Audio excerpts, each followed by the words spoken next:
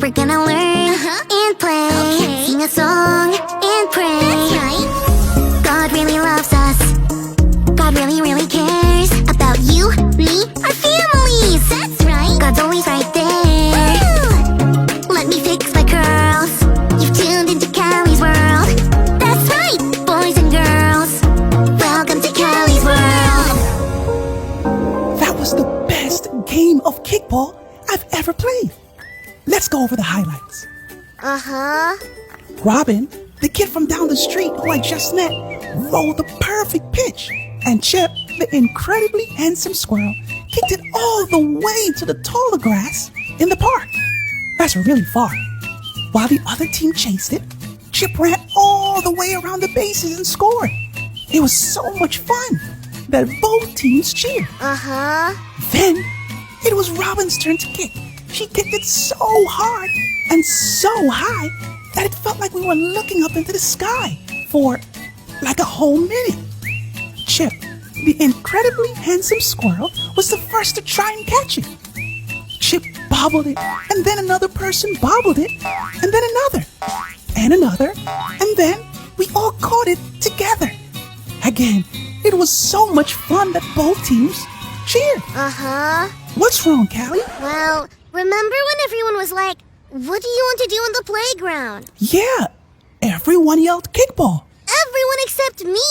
I yelled, let's pick dandelions, but no one heard me. And then everyone played, and I was here alone. Oh, I'm sorry, Callie. I didn't hear you say that. And now I missed out on the best game ever. It's like you and Robin and the other kids all have the story of the best game of kickball ever to share with each other, and all I have is a pocket full of dandelions. Maybe our Bible story for today will make you feel better. It's time for today's Bible story. It comes from the book of Ruth, chapter 1. A man named Elimelech, his wife Naomi, and their 2 sons lived in Israel. But Israel was starting to run out of food. So the whole family moved to another country called Moab. While they lived in Moab, Elimelech died. His 2 sons married women from Moab named Orpah and Ruth. After 10 more years, the 2 sons, they died too. That left Naomi and Orpah and Ruth, her daughter-in-laws. Naomi heard that there was food back in Israel. Naomi told Orpah and Ruth to leave her and go back home to their families. They did not want to leave Naomi. Eventually, Orpah went back to her family. But Ruth would not leave Naomi no matter what. Ruth told Naomi, "Don't make me leave. I will go where you go. Your people will be my people, and I will worship your God." So Naomi and Ruth traveled to Israel together. God helped Naomi see that she had a place to belong.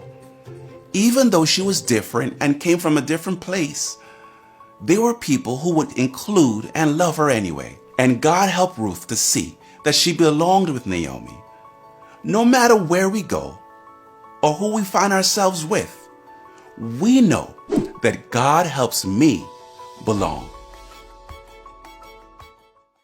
Callie, I know you felt left out because you wanted to pick flowers instead of playing in the kickball game. Being your friend is the best.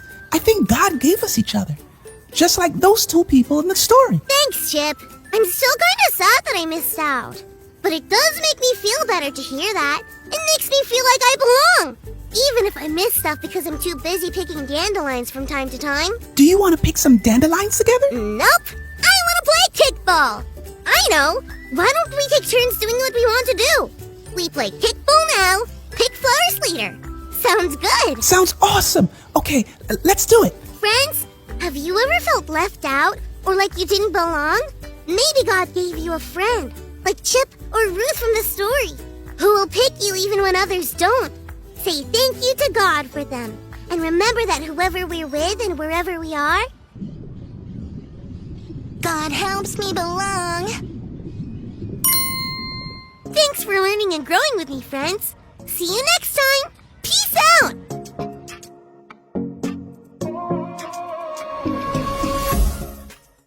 1 John 3:1. See what great love the Father has lavished on us, that we should be called children of God.